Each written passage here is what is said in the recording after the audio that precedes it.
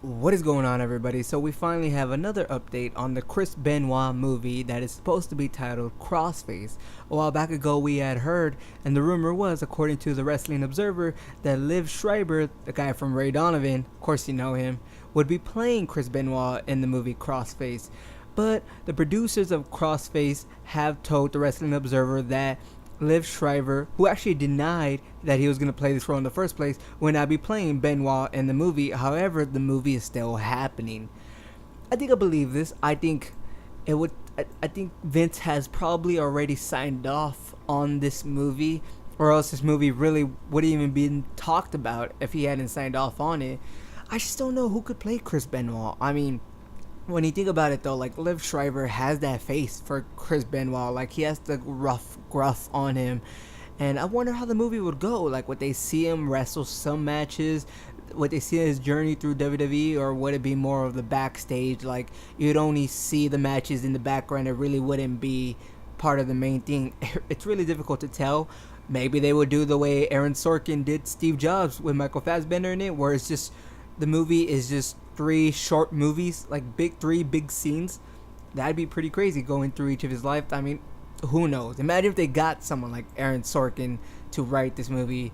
That'd be crazy. Next up, it looks like Sting will be the next guest for the Stone Cold podcast. It is already noted and advertised that the next guest for at least this month is September. The next one will be Edge and Christian. But for Sting, he will possibly be the guest in the Stone Cold podcast on October. There were reports saying that the Stone Cold podcast tried to get, and there were plans for Hulk Hogan and The Undertaker to appear on the podcast somewhere down the line, but plans changed once WWE decided to distance themselves from Hulk Hogan. Now, Undertaker could still be a possibility. Honestly, that'd be pretty cool. I want to see like what The Undertaker has to say, especially since he's nearing the end of his career. I really think he is anyways. We probably won't see him until it's time for his WrestleMania match. But this is cool because Sting's one of the ones I wanted to see too. Edge and Christian, I'm excited for that. I don't know if I really wanted to see Paige on there. I guess if AJ Lee was still in the WWE, I would have wanted to see her on the Stone Cold podcast. But I guess Paige is the second one that I really would have wanted. But this sounds awesome. Honestly, can't wait. I've been loving the Stone Cold podcast. If you haven't been watching it, you really should. It's pretty good.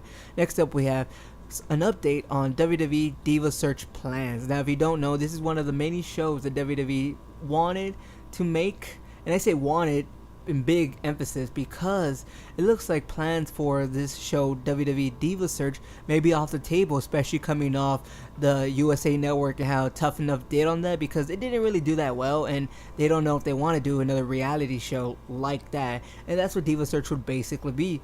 It would be that, except more like America's next top model, the one with Tyra Banks and Tough Enough. So I don't know if it would work out. I'm pretty sure I wouldn't watch it. So I know they already got like a lot of the male fan bases that are not gonna watch it. So it's smart because they don't want to waste money on something that probably won't even help them get money back.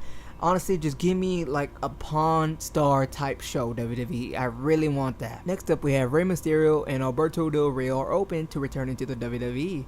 They would only be open to returning if they got a reduced schedule and also pretty good compensation, because let's be honest, I'm pretty sure a lot of merchandise sales does go to Rey Mysterio. Not so much Del Rio, but Rey Mysterio's mask, and people love Rey Mysterio. Plus, they're wrestling in Mexico right now, with AAA, Alberto Del Rio wrestling Lucha Underground for a little bit.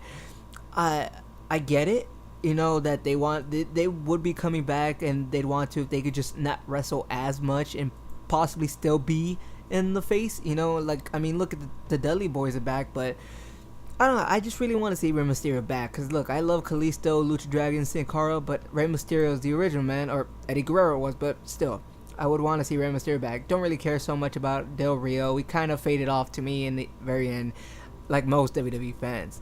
And lastly, we have Mick Foley makes a bold prediction and is confident about Eva Marie. Mick Foley just made a post saying that he's confident that in a year, Eva Marie will be in the level of Becky Lynch, Charlotte, Sasha Banks, Bayley, Natalya, or even Paige.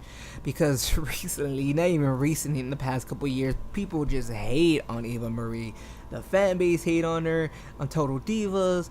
People hate on her wrestling. People hate on her Twitter. People are just hating on Eva Marie. And there's a lot of things that goes to it. I think one of the main things is that she doesn't put on good matches.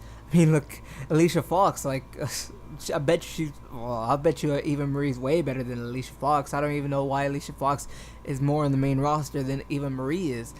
But Eva Marie's training day by day, week by week, especially getting apparently special training by Brian Kendrick, and that you could, I mean, I haven't really seen a lot of Eva Marie matches, not even the one that was on NXT that was filmed in Brooklyn, but Mick Foley's been saying that she's been getting better.